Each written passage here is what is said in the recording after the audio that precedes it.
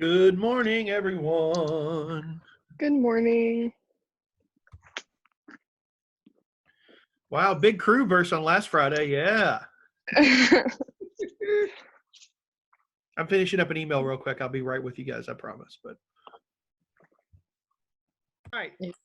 So the second part of period 4 AP Euro review, we have 9.4, the two superpowers emerge. I think you know what that means. Who are those two superpowers, guys, in the Cold War era? Russia and the US. Well, technically the Soviet Union, but yes. Okay, I'll allow it, Maddie. I'll allow it. All right. So the United States is going to be flexing on people all over Western Europe.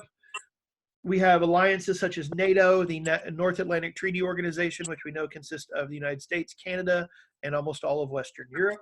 This is different than our World War I alliances, which were secretive, and you didn't know who you're getting into a conflict with.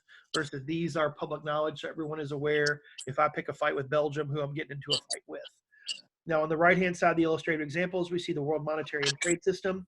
There is a meeting at a place called Bretton Woods. These are all called the Bretton Woods Agreements in the United States, and they create these international organizations. My personal favorite is the General Agreement on Tariffs and Trade, or GATT, which is fantastic. But all these organizations, the IMF, the World Bank, etc., are member nations, pull their money together, and then we'll give out loans or other ideas for development projects in newly independent countries. It's a way to try to recruit people to Team America.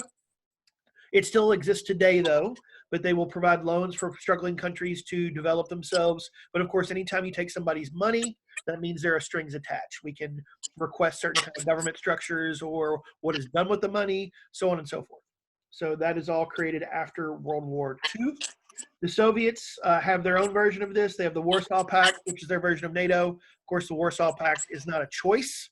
You're in it, whether you like it or not.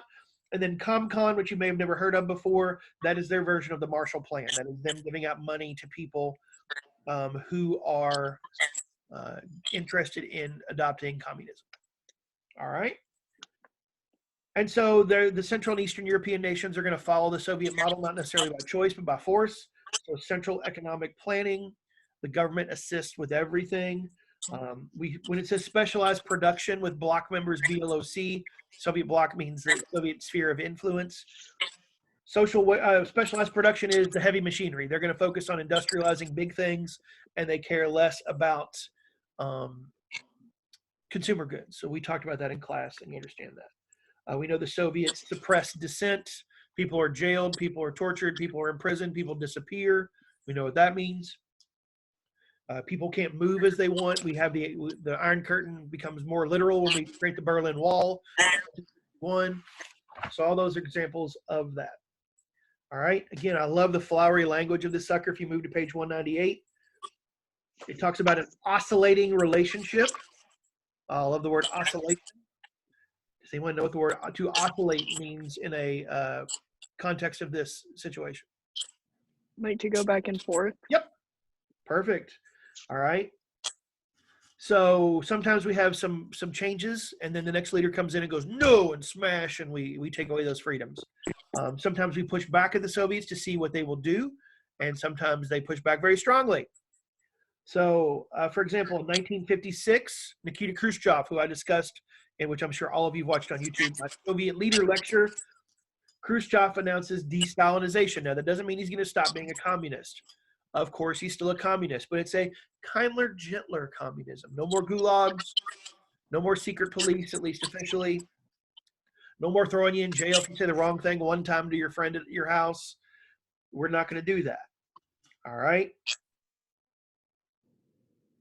So we see revolts in Eastern Europe as some people think this is a chance for us to break away. That's why 1956 secret speech, 1956 Hungary, 1956 Poland.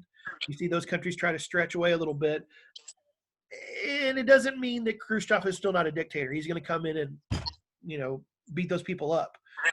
But we're not going to throw people in gulags anymore. Now, some of the leaders of those revolutions don't make it, but they're killed or imprisoned for life. But we do definitely still see a dictatorship, but a nicer dictatorship, at least to its own citizens. All right. Does that make sense? Yeah. Right. And that's those last 2 points there on 9.4. All right, switching to 9.5, 199. On occasion, we see nationalist or separatist movements. Let's go over those examples there, because this is the examples. Nationalist violence in Ireland, if you may remember, Ireland becomes independent after World War I. Ireland has 5 counties. The northernmost county, called Ulster in Ireland, votes to remain with the United Kingdom. So when Ireland is created in 1922, it's the south and the west of the country becomes the independent state of Ireland. The northern part is mostly made up of Protestants because way back to Oliver Cromwell, way back, Oliver Cromwell decided to send Puritans to Ireland and have them to try to out-reproduce the Irish Catholics. That didn't go well, but we basically have an ethnic enclave in the north of Ireland filled with mostly Protestants, descendants of those British settlers hundreds of years earlier. So the nation of Ireland is mostly Catholic. The Northern Irish, which remain part of the United Kingdom, are mostly Protestant. And in the 60s and 70s and 80s, we see what's called the time of troubles. Basically, this is what you and I would call terrorism. Bombings, political assassinations. The Prime Minister, Margaret Thatcher, is almost killed in a hotel bomb in the 1980s. Lord Mountbatten, who is the last British ruler of India and cousin to the royal family, is assassinated on his boat with his grandkids in the 1970s. We see a Bloody Sunday there, which is the basis for the U2 song, if you're familiar with that band and that song, not the Russian one of 1905. So we see a lot of ethnic cleansing and a lot of not cleansing, but ethnic violence, mostly between, it's actually religious based, not ethnic based, if that makes any sense. So Ireland, we actually have a peace agreement in the early 1990s. And so today Ireland's a lovely country. It's peace. But when my parents were kids, if you had suggested, let's go to Ireland for vacation, that'd be as kind of, people would be like, no, don't think so. Why would I go to Ireland? And now today people are like, I'm going to go study abroad in Ireland. That's great. But not 25 years ago, you would not have done that. All right. And then we see separatist movements. The Basques are a group of northern Spaniards. The borders of even Europe do not always reflect tradition. So southern France and northern Spain is more traditionally called the Basque region. Guernica, the site of the bombing in World War II, the inspiration for the Picasso painting, that's in the Basque region. They have a different language and cuisine and culture. They don't readily fit into the Spanish idea. They have had an interest potentially in a separate country for several decades. And for the 90s and 2000s, there was a terrorist separatist movement called the ETA. There was a bombing on a train in Madrid in the first decade of the 21st century that at first a lot of people thought was Al-Qaeda or something like that. In fact, no, it was the ETA. They bombed a passenger train in Madrid and killed, gosh, I don't know how many, several dozen people perhaps. So that was something, a desire to have separation. They have now sworn off violence and are a party supporting the Spanish government. So things change, but that's the history of that. Ethnic cleansing, we talked about both of these examples. We see in the early 1990s in Yugoslavia. Good sneeze, Elizabeth. Well done. That country break apart, and there are Serbs living in Bosnia, and the Serbian government goes into Bosnia to protect their citizens. Actually, what they're trying to do is kill as many Bosnians as possible or commit other violent acts to get Bosnians to leave the area and let it be added to Greater Serbia. And so we see people targeted simply because they're Bosnians. And so we have thousands and thousands of people killed. The number is still not quite known for sure, because we know there are mass graves out there we haven't found yet, but there are dozens that have been. So it's pretty brutal.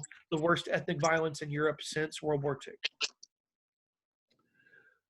All right, 9.6, what are governments like in Western Europe today and Eastern Europe as well that are democratized? So we see great economic growth in the 1940s and 50s. If you wanted a job, you could get one. There's a lot of rebuilding has to be done literally. Construction, new technologies implemented. America, of course, with the Marshall Plan, helped save a lot of financial opportunities for these nations.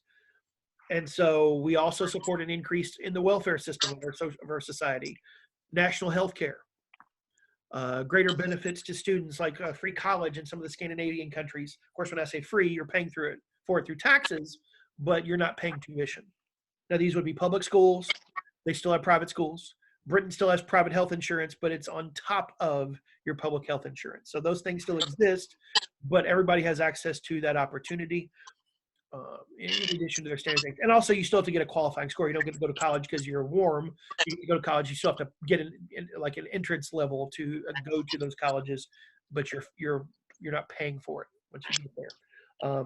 But in the 70s and 80s, things get bad again. And we mentioned, or maybe it was AP World, I talked about this, but in the 70s, there's the oil embargo.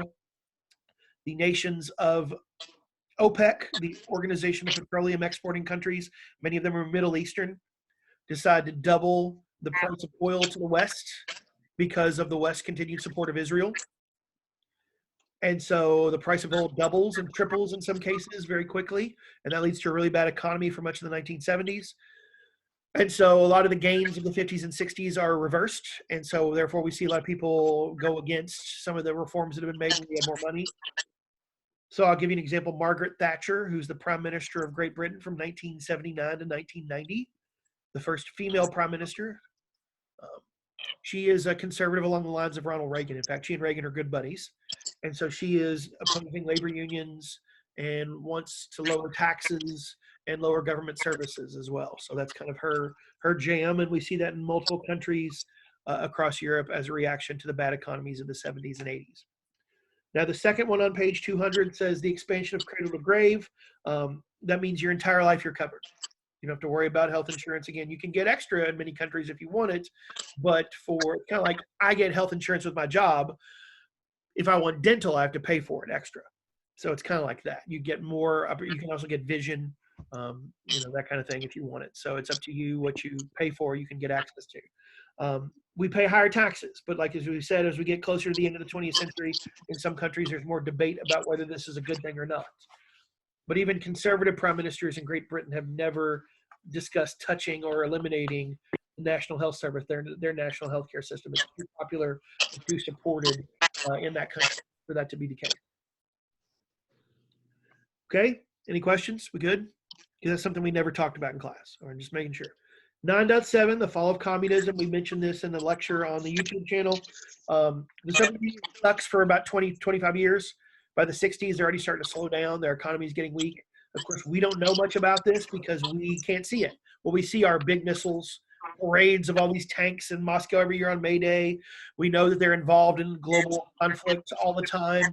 So we don't really see the suffering going on with the Soviet people because we're lied to and we're told everything's great. And of course, you and I both know that is not the case. All right, so Gorbachev becomes the leader of the Soviet Union in 1985. He is in his 50s, so he's like a child basically compared to the old dinosaurs of the previous rule. And he is like, we got to do something. But I can't admit I'm doing something because if I do, then the old fart hardliners in their 70s will try to overthrow me like they did Khrushchev in the 60s. So I got to do stuff without giving too much away and without making the bosses besides me want to overthrow me. So it's a really weird situation. He half did it. If he'd done it fully, maybe it would have worked. Done it nothing, probably would have lasted a little while longer, but he tries to half do a little bit of each. So we have perestroika and glasnost. Perestroika is restructuring. What we mean by that, it's similar to Lenin's NEP, the new economic policy. It's going to be some elements of capitalism. People can own small private businesses. People can sell excess food if you're a farmer. And anything that you have, you want to sell on a secondary market, you can do that. That is capitalism. And so we're going to try, but not a huge amount. We're not going to sell off government-owned businesses, anything like that. It's just if you have a little something extra in your house, you got a toaster oven you don't need, you can sell that and make money off of it. Think like a flea market kind of situation. So that is something that's introduced, and it becomes very popular. Same thing with glasnost. Glasnost means openness. We see that in two ways. We're going to allow the press to have more freedom to write and ask questions. Of course, much of that will be used to criticize the war in Afghanistan at the same time. And it also means we allow some limited political participation, usually at the local level, like think city council elections, which is something we have not experienced in the Soviet Union era. So these reforms are designed to give people hope, to give people encouragement, to give people, look, we can change, look at us. What it does is give them a little taste of something they really like, and instead of being satisfied, they want more. And so these reforms are going to help make the end of the Soviet Union happen faster because people get a chance to see what's possible and they want more of it. Does that make sense? That was not his intention, but that's what ends up happening. Got it? Yes. Okay. Also in the summer of 1989, probably maybe the most important predecessor of the end of the Cold War, Gorbachev publicly announces he will no longer enforce the Brezhnev Doctrine. Brezhnev is the ruler for much of the 60s and 70s. This is when we invade Czechoslovakia and invade other, so we bring the tanks in and crush any dissent. Gorbachev says in the summer of 89, we will no longer do this.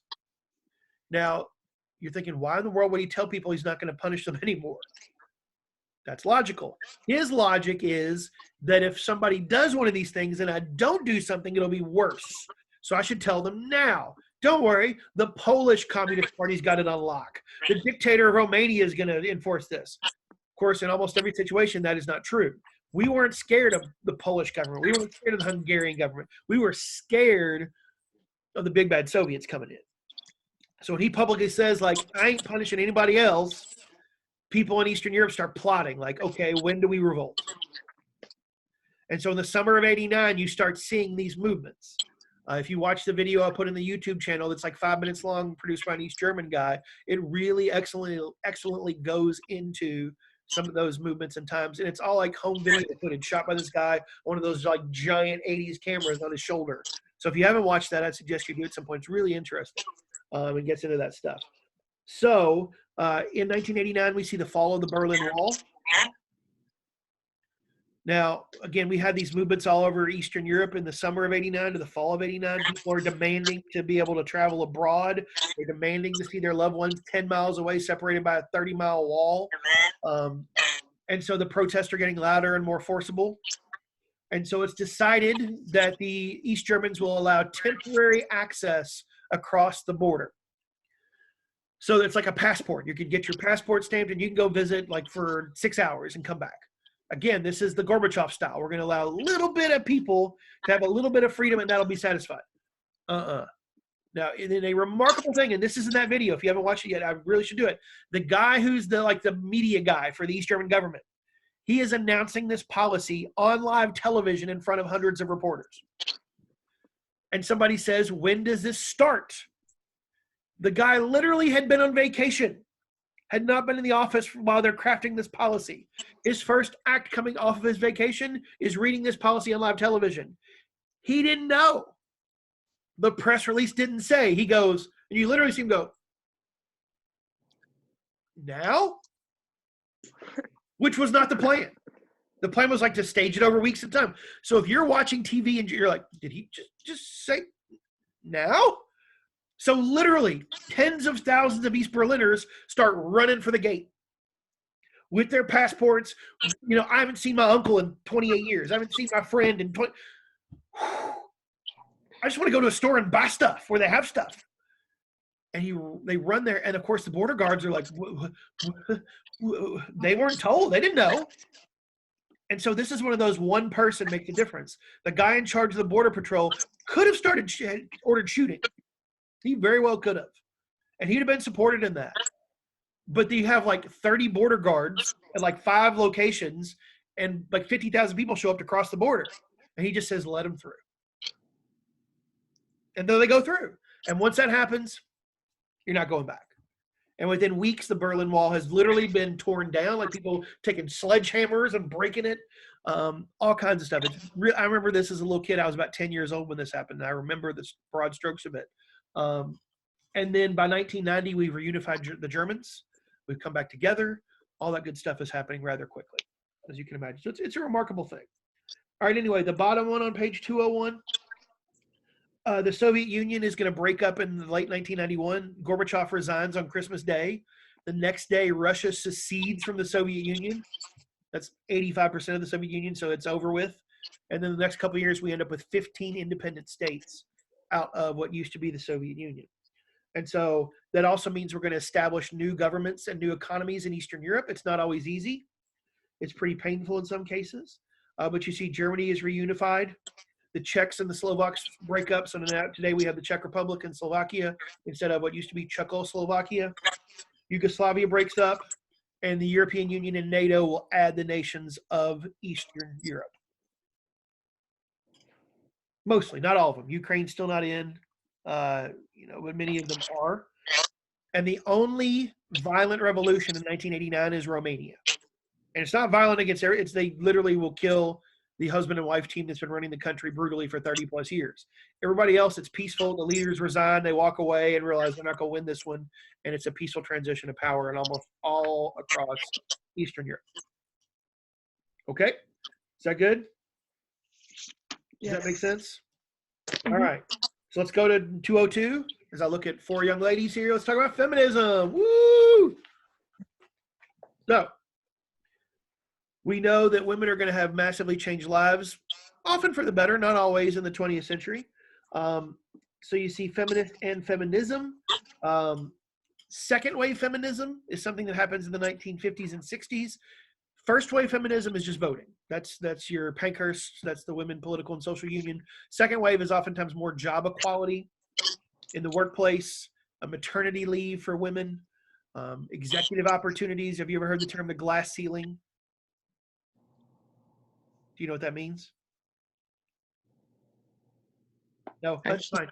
Glass ceiling would be like women getting to a position in a company and she cannot rise any further, not because of her competence or lack thereof, because she's a woman. And so we're not going to have executives be women, that kind of thing. Hillary Clinton used that phrase a lot in 2016, for example. And it's glass because you can't see it till you get there and hit your head on it. And then you're like, oh, this is where these jerks won't let me do anything else because I'm a female.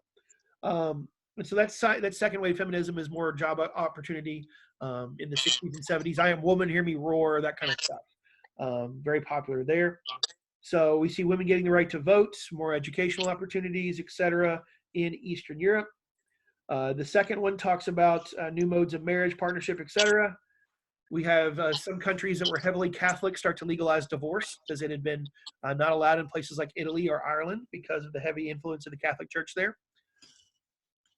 The pill is introduced, I want to say 61, it's 60 or 61, one of those. But we see the birth control pill in 1960, 61, somewhere around there.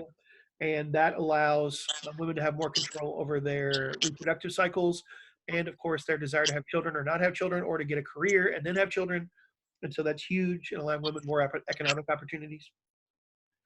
And then last, you see women who attain high political office. I mentioned her earlier, but Margaret Thatcher becomes prime minister in 1979 in Great Britain and will be so for 12 years, all throughout the 80s. I have a picture of her in the front of my classroom. She's got this awesome 80s hair, that kind of thing. So she's called the Iron Lady, and there's a movie made about her a couple years ago. Excellent. If you're looking for something to stream, you're looking for something a little more historical as opposed to my Marvel series I'm currently going through. The Iron Lady. I don't know what platform it's on, but it's excellent. I highly do recommend it. It's very, very good. All right, lovely. 9.9, decolonization. This is way less than we talk about in AP World. This is all AP World stuff, though. You may remember some of it. After World War II, many European nations just can't keep them anymore. We just don't have the capacity. We have too many other problems. We have too many dollars to spend elsewhere. Excuse me. Or in some cases, France tries to flex. They're like, well, we lost in World War II. Let's get our colonies back. And they get whooped. They just aren't as strong as they used to. They don't have the money and resources they used to. And so all those things are problems in terms of our ability to continue with colonization like it's 1885, because it's not. All right. And basically what it says there in the study guide point is there's a lot of variety. They're all a little different. If I could give you any broad strokes, it would be this. Colonies where a lot of white Europeans had moved to and lived, had brought their families, places like Algeria in France, places like India for the British. Those colonies tended to have more difficult times getting independence because the Europeans tended, even if the European nation wanted to leave, you have a large segment of white settlers that wanted to stay because they've never been to Europe. They've never lived in France or the Netherlands. They are South African. They are Algerian. They are Vietnamese in their mind. And they don't understand the difference where, of course, if you're a native person from that land, you're like, get out, white people. And you don't see a lot of difference between the white Europeans and the white natives, as they would call themselves at that time. And so you see the second one, we know Woodrow Wilson talks about national self-determination. Of course, not a lot of that happens after World War I for people of color around the world, but at least there's this talk of it. And so it inspires a lot of resistance movements. For example, on the right-hand side, Indian National Congress, that's the political party made of elite Indians, many of whom have been trained as doctors and lawyers and engineers by the British, who will then start to oppose British rule and look for independence. Famous amongst them, Gandhi. Gandhi is a member of the Indian National Congress Party. And then we start the process after World War II, and it continues for a decade or two. Some are negotiated, some are fought over. The Portuguese don't fight in World War II, so therefore they're the last one to let go of their colonies. The last Portuguese colony becomes independent in Africa, 1980. I am born in 1978, so I am older than the independence of Angola, which is kind of amazing when you think about it. So yeah, it's not that long ago. All right, cool. Next, something I think y'all know incredibly well, the European Union. Spent a lot of time on it with your current events papers. We know it started in the 1950s as a way to have no tariffs between member states to help rebuild their economy. It goes so well, we expand it. We will allow workers to cross borders without needing paperwork. You can live in France and work in Germany, for example. We will then expand it to all goods, not just construction goods. And then we'll expand our membership as many other states join over the decades. It mentions the European Coal and Steel Community. That's how it starts off in 51. EEC, the Treaty of Rome, 1957. And then the European Union comes on a little later. We had a parliament. When I was in Brussels 2 months ago, gosh, that seems like 5 years ago, but I went to the European Parliament. I went to the Museum of European History that's there in that city, so that was cool. It was an interesting place to be, but they, of course, have faced various challenges as well. Brexit, which is listed as one of your study guide examples. They have 27 members. Britain left on the 31st of January. Supposed to have negotiations hammered out by December 31st. Who knows what those will look like, but that's the plan. We know they have a common currency, the euro, etc. All those things we talked about many times, so I feel like you guys probably have a good handle on that. All right, back page 205. So the question of national sovereignty, my independence versus collective action. Should we have a common military? Should we have a common foreign policy? Should we blah, blah, blah, blah, blah. So those are all questions that start to be asked when we create the euro. Each European country used to have a different currency, and that made traveling much more difficult and expensive, and trade much more difficult, and that opened it up. Is that a good thing? Should we expand it more? You all know the debates in your countries. You've researched them for 6 months. All right, 06. We're getting towards the end here. We got 4 left. Go take a drink of water real quick.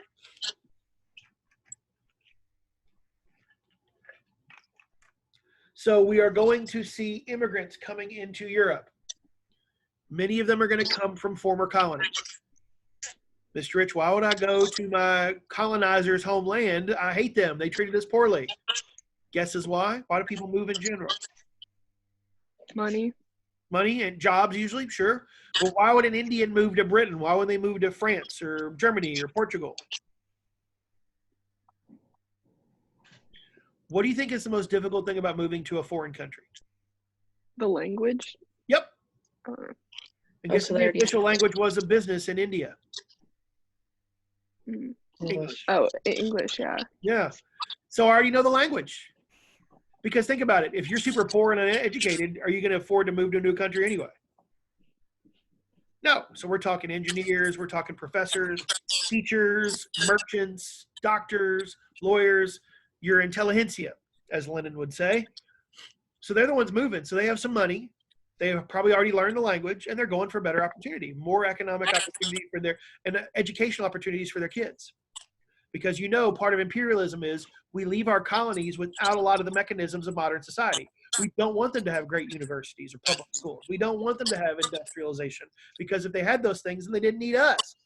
So when we're independent, great, we're free, but what do we have? A lot of subsistence agriculture, a lot of traditional ways of living, which is not a good way to create a modern economic society. So we're going to move, and that's going to change a lot of things. There are a lot of people opposed to that, people of different skin color. Again, Europe has never had much minorities in its population.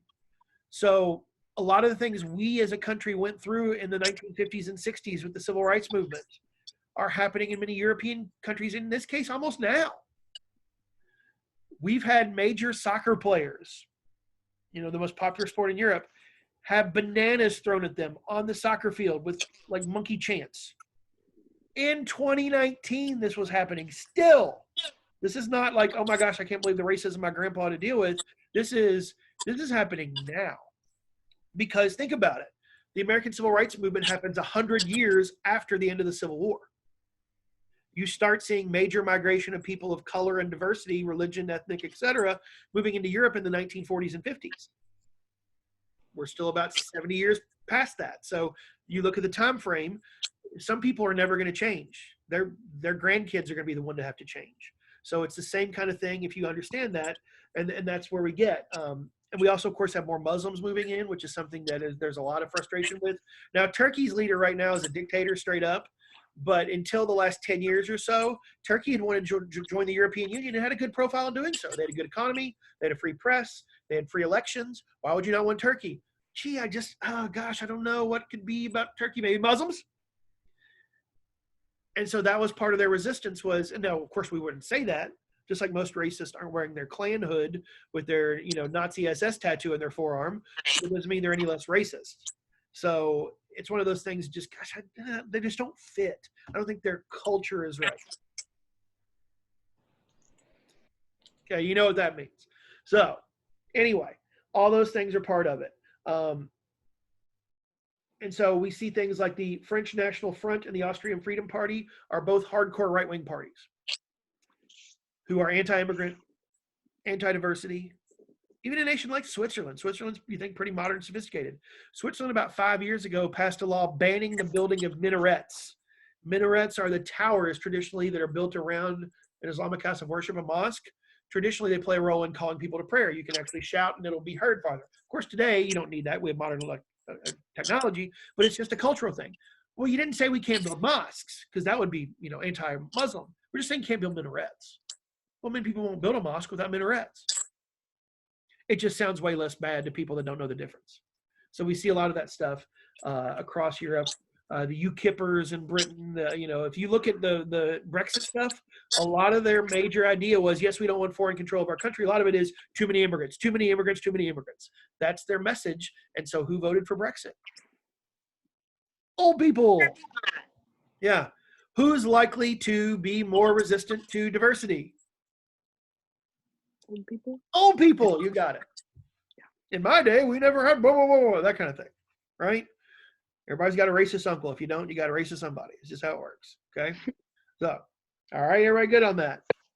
All right, 9-12. Boy, this one's tough. Technology changes our lives. I'm like, come on, we're not going to explain that. You got it. I don't know, which one should we do? Oh, the world's first in vitro fertilization. I'll give you that one. Fertility treatments, 1981, Britain. They used to be called, rather crudely, test tube babies. It's like women that can't give birth, but you have in vitro fertilization to allow them to get pregnant without otherwise could not do so. So that's a wonderful thing. But for a lot of years, it was, criticized or people were concerned about it or challenged it or whatever. Okay, 9-13, 2 left. Globalization, the world getting more connected, just like right now. You are in the comfort of your own home, and I in the comfort of mine. And we are communicating. Or like the 3 questions you've answered, but that's okay. No shade, I promise. All right. So we see globalized pop culture. That pop culture moves west. It goes to the United States. Most of all the cultural movements we've talked about so far, Impressionism, Romanticism, Baroque, those are all European-based. American culture isn't any better. It's just when you have money and political and military power, your pop culture is the one that spreads. You look at other cultures that we see global pop culture, Japan today, South Korea,